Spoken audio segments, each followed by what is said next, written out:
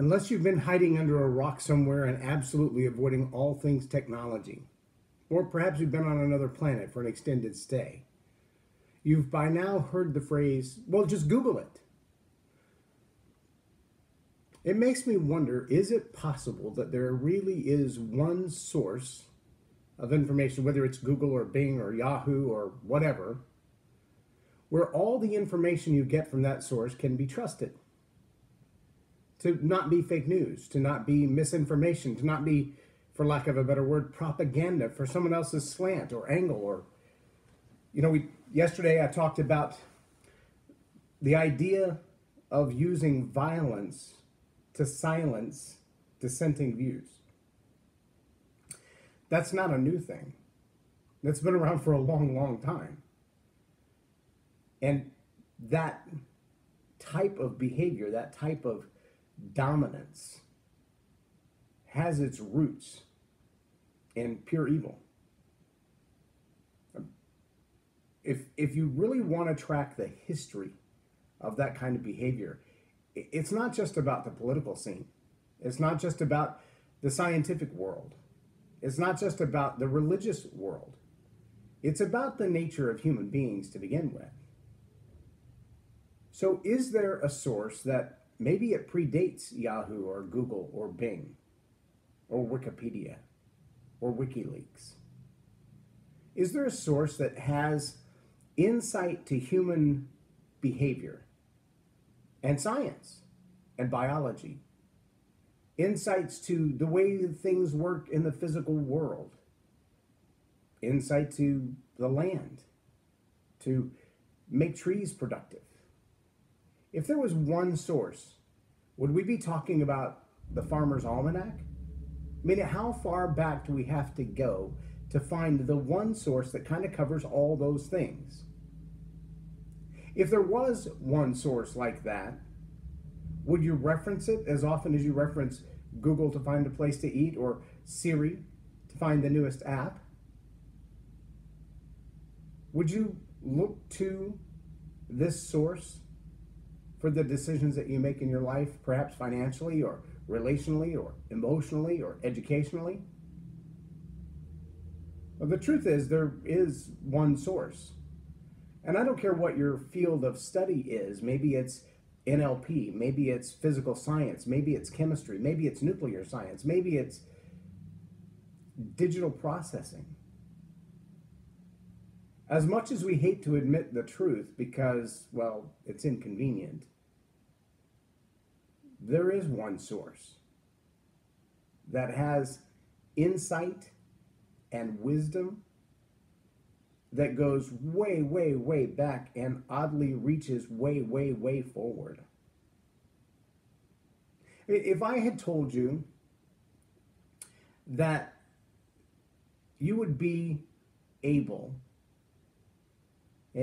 let's imagine it's 15 years ago, that you would be able to pick up a device in your hand and looking at the screen, talk to someone on another planet or on another continent and see their face at the same time.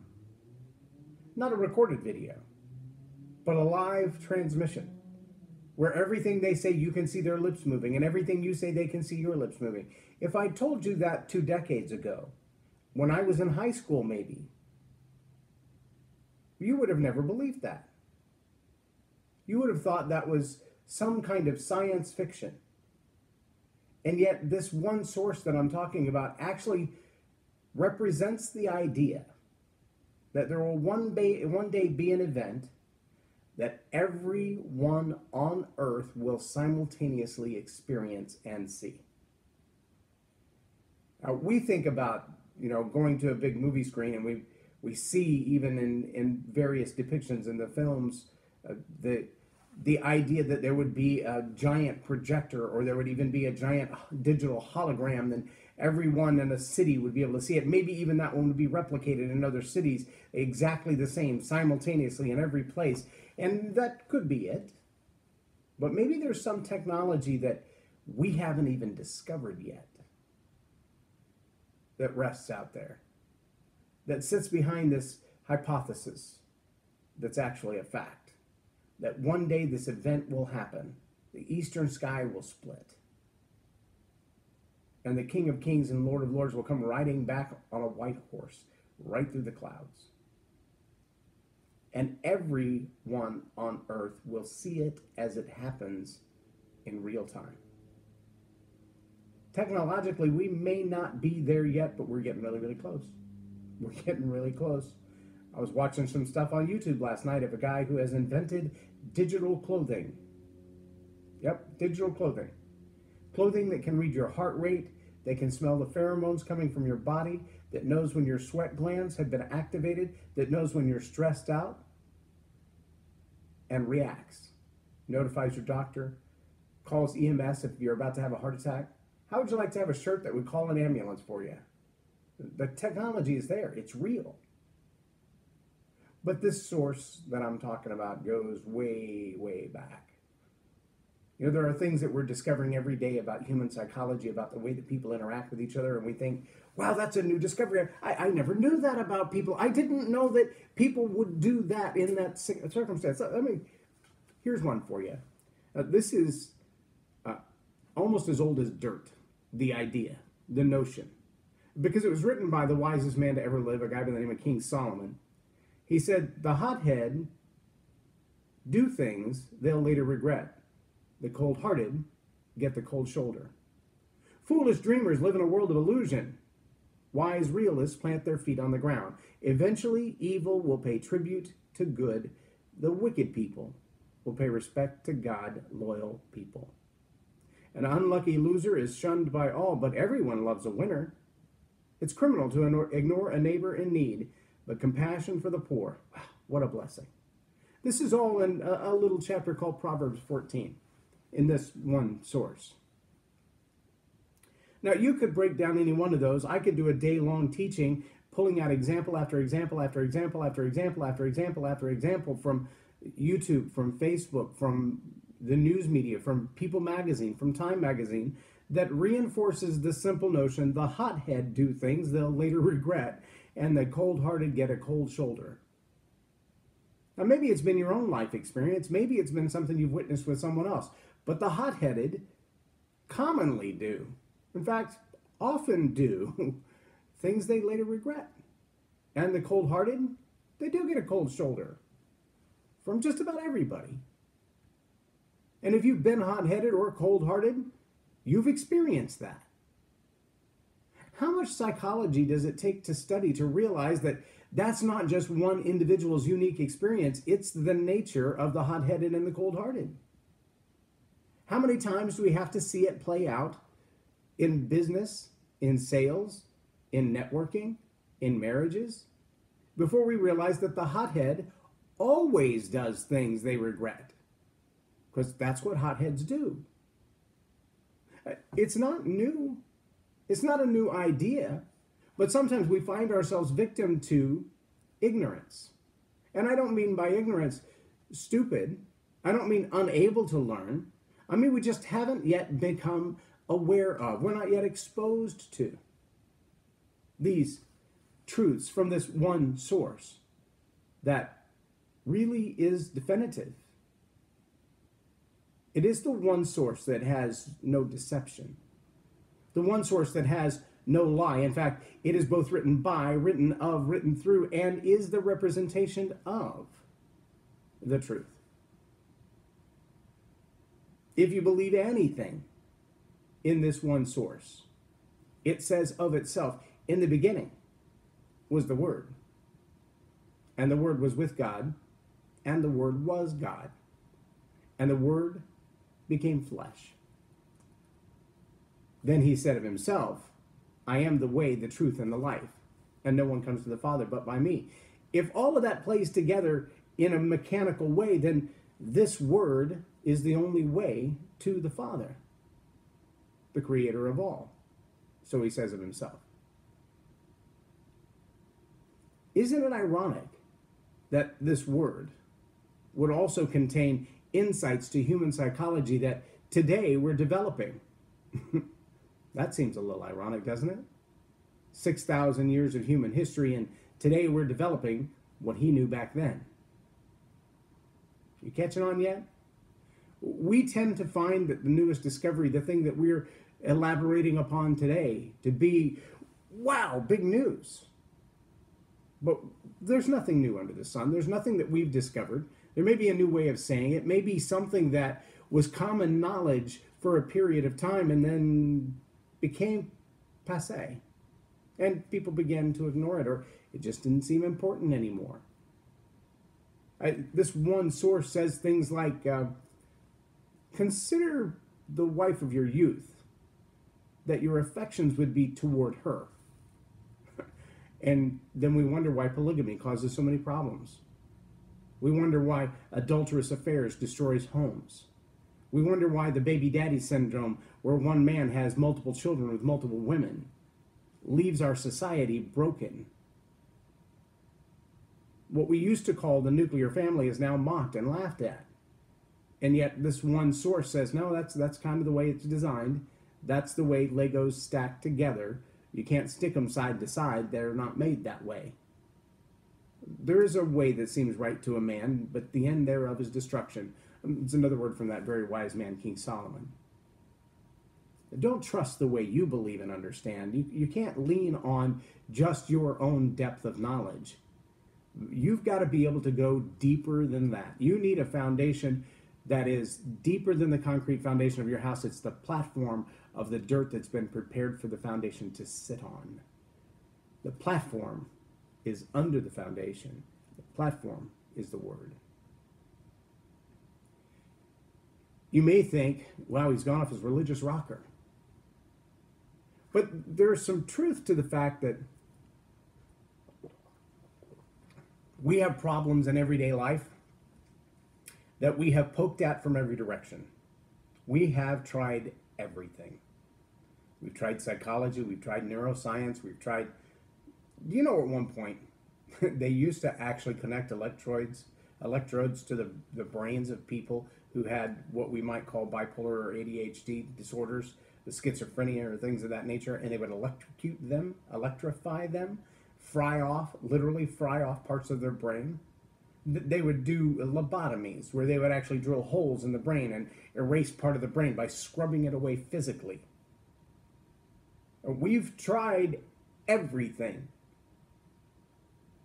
I think it's time we try the one true source, the one element that has answers that we have not applied. Things to know that we should have known, could have known. We have access to know. It's been here all along, but we just don't apply it. Out of arrogance? I don't know. Out of ignorance? I don't know. Out of apathy? Perhaps. But in the end, the answer was always there. In the end, it was all about awareness. Which is funny, because when you listen to some of today's psychobabble, for lack of a better word, awareness is a key word. Awareness and intention. If you're aware of everything that's going on around you and aware of other people's needs and aware, and you're intentional about it, then you can change things. And yes, I use that language in leadership coaching. It's very important. It's hard sometimes to dive deep right up front, to go right to the core of the issue. Some people have a real hard time with that. I spent about 2.5 hours, almost 3 hours yesterday with a man with a very high IQ. In addition to his very high IQ, he is an ordained minister. He also has advanced degrees in physics, advanced degrees in history, and advanced degrees in chemistry. So we talked about everything from fire science to natural science to human relationships. He was born and raised in Mississippi in 1940. So he lived through, and when I say lived through, the entire social moray, the mess that was the civil rights movement. From the guts of Mississippi, the deepest, spiritually darkest, most evil place during the time of the civil rights movement. He grew up in an African-American family as an African-American in Mississippi in 1950. He was a teenager when school segregation was a real deal, when colleges were still segregated. He graduated from Jackson State. The idea is that he has walked through are not what our teenagers are experiencing today. It's not the level of racism that they bemoan today. What he has lived through, personally experienced, felt on his skin, seen with his eyes, tasted with his tongue. That life is entirely different than what is portrayed today. And we talked about all that stuff. We talked about what does it mean that thermite was on the red iron buildings in 9/11? What is thermite? What does it do? Well, I look at it from a fire science standpoint, and he looks at it from a chemistry standpoint. It's a pretty fascinating reality. If those red iron buildings were actually covered in thermite to prevent rust, that has significant impact on what happened and how. I told him as a firefighter, we used to roll up on aircraft. And if we were told that it had hot brakes, we had to stay off of the detonation line of the brakes because they were made of magnesium. And the brake pads were actually asbestos. And he's like, who makes brake pads out of something that burns at 5,000 degrees and it places it on an aircraft under a fuel tank? I'm like, I don't know. That's what we were told, and that's what we were trained, is how to avoid those hot brakes. That's pretty significant. But from a scientific standpoint, he understands it differently than just the application that even in the fire academy I learned about. And yet, with all of our discussion on science, all of our discussion on sociology, all of our discussion on history, all of our discussion on racism, all of our discussion on the issues of fatherhood, which was the reason that we met to begin with, we came back to one conclusion. The answer isn't in science, although it's revealed by science. The answer isn't in history, although it's revealed by history. The answer isn't in sociology or politics or family, although it's revealed in all of them. The answer is the Word. A hothead will do things that he'll regret. The cold-hearted, they'll get a cold shoulder. What else do we see here? Souls are saved by a truthful witness and betrayed by the spread of lies. The fear of God builds up confidence and makes a world safe for children. But again, that one statement, we could teach on that for days. It's a truth, an absolute truth, that you can't pick apart with science, that all of your efforts to disprove would only prove it deeper, that anything that you do to unplug it from the reality of our world would simply cause it to be more deeply seated. You ever have those things that you're trying to remove, and the more you work on them, the more you realize they weren't meant to be removed in the first place? These truths are one of those things. I want to challenge you today to go back to that one source, the Word. I like the Message version. I like it because it's simple and it's easy. The one thing I don't like is from a study standpoint, like this passage I've been reading to you today.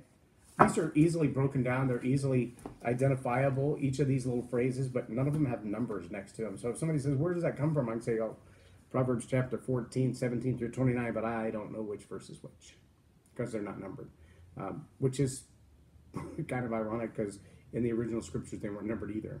They weren't broken up into the same little phrases. Their colloquialisms were different. Their syntax was different. Their way of structuring a sentence was different.